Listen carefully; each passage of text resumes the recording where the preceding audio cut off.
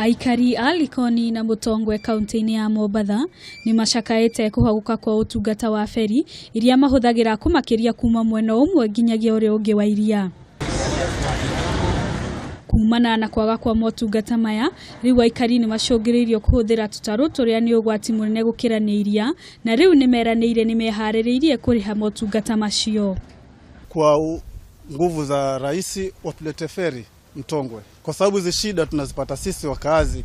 Kwa sasa tunasafiri na hizi boti ndogo, ambapo tukisema tunazunguka tunatumia shilingi 60, kwenda 60 kurudi 60, 120. Oho ene manyumba ma ukombori na huri biashara ni maugite andu aingi ni mathamite mwena ucio na kumauma biashara.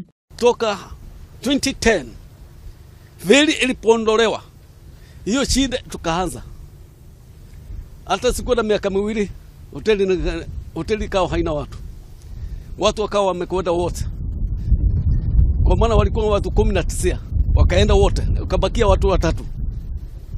Hata sasa iko na watu 3, nyumba ya watu 19.